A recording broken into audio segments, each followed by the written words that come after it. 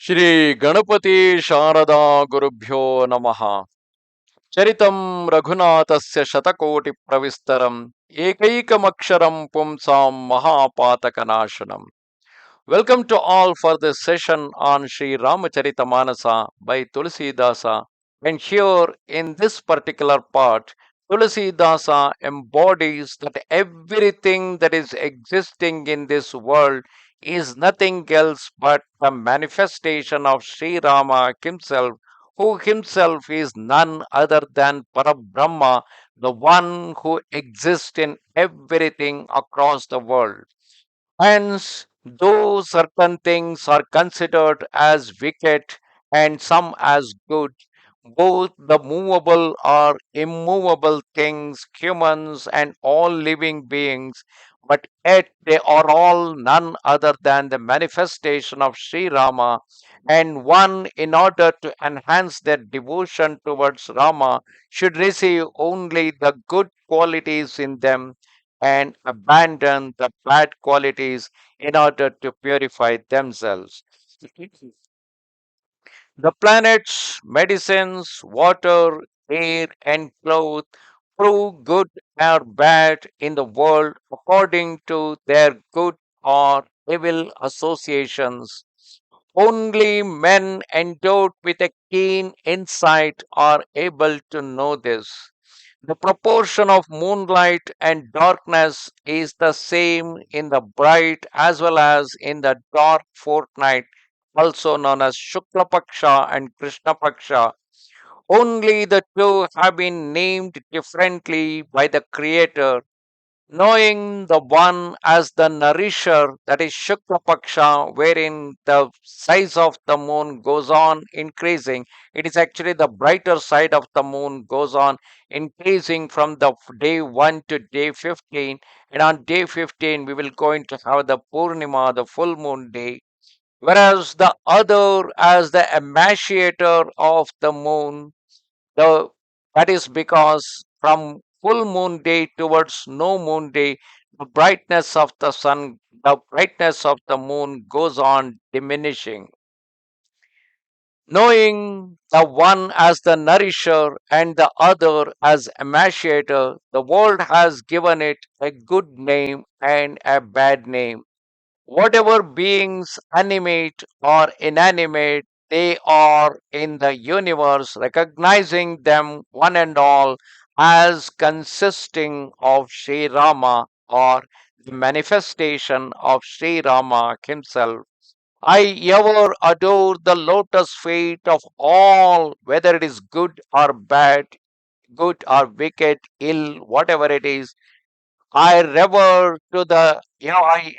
adore the lotus feet of all with joy in palms. I reverence gods, demons, human beings, nagas, birds, evil spirits, mains, that is, souls of the departed ancestors, Gandharvas, Kinnara, and even Rakshasas or giants. Pray be gracious to me all on this occasion, because everything that is existing in this world is nothing else but the manifestation of Sri Rama himself.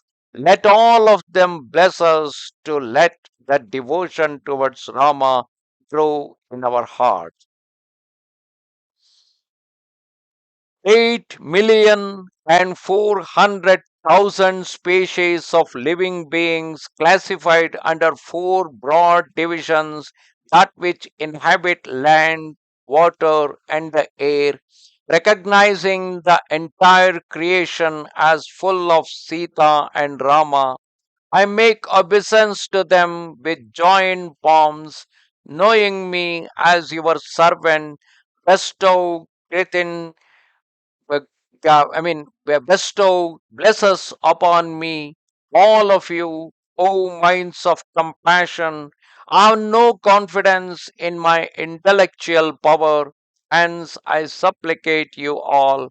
I would recount the virtues of the Lord of Raghus, Sri Rama, but my wits are poor, whereas the exploits of Sri Rama are unfathomable. For this I find not the least resources, while I am dull of mind and intellect, my ambition is right royal. Here you can observe the humbleness of Saint Tulsidasa before explaining the story of Rama. Even though my intellect is exceedingly mean, my aspirations is pitched too high. While I crave for nectar, I have no means in this world to procure even the buttermilk. The virtuous will forgive my presumption and listen to my childish babbling with interest. When the child prattles in lisping accents, parents hear it with a mind full of delight. Those, however, who are hard hearted, mischievous, and perverse, and cherish others' faults as an ornament, will feel amused at my adventure. Who does not like one's own property, be it delightful or exceedingly insipid? Such good people as delight to hear others' compositions are rare in this world. The world abounds in men who resemble lakes and rivers that get swollen with their own rise when waters are added to them. There is some rare good soul like the oceans which swells at the sight of the full moon. Like the wicked people, they swell only when they get some benefit, like it happens with lakes and rivers, which swell in their size only when they get the water. Whereas the ocean, though a lot of water gets added to it, it swells only at the sight of the full moon. Likewise, it is not about the beauty of the poetry, it is when they hear the story of Rama, such great people swell in their heart and they appreciate whatever be the kind of the poetry. Humble is my lot and my ambition is very high. My only hope is that all good men will be gratified to hear what I say, while the evil minded will ridicule. The ridicule of the evil minded will benefit me. Crows call the cuckoo hoarse, herons ridicule the swans, frogs make fun of Chataka bird, and malicious rogues deride even best refined speech. To those who have no taste for poetry nor devotion to the feet of Sri Rama, this undertaking of mine while writing Ramacharitha Manasa will serve as a subject for delightful myth. My composition is couched in the popular dialect and my intellect is feeble, hence it is a fit subject for ridicule, and those who laugh shall not incur any blame.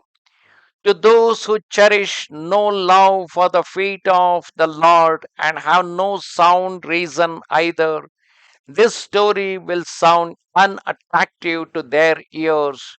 To those, however, who possess devotion to the feet of God Vishnu and Shiva, and whose mind is not perverse, the tale of the chief of the Raghus will taste as sweet.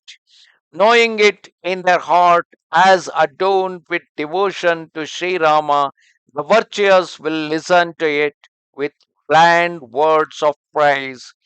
I am no poet nor an adept in the art of speech, and am a cipher in all arts and sciences.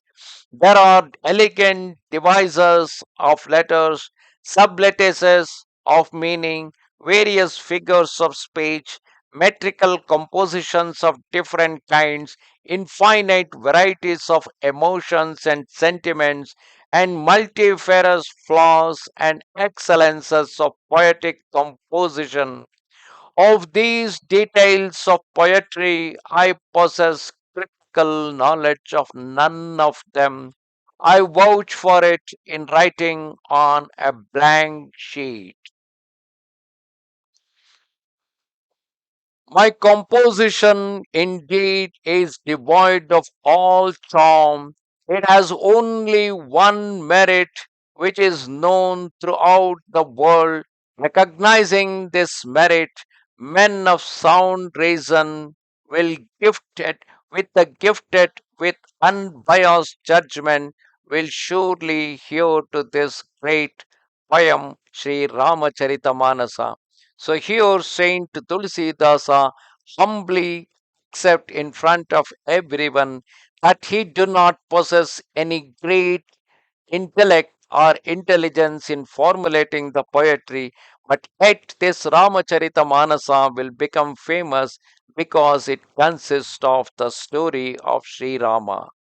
Namaste Sharada Devi Kashmira Puravasini Twamaham Prarthaye Nityam Vidya Danancha Dehime. Goodbye.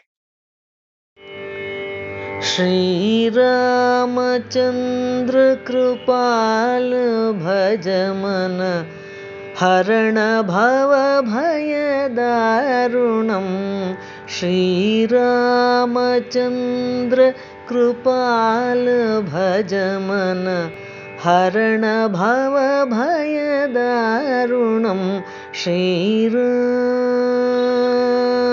Shriram Shriram Shriram Shriram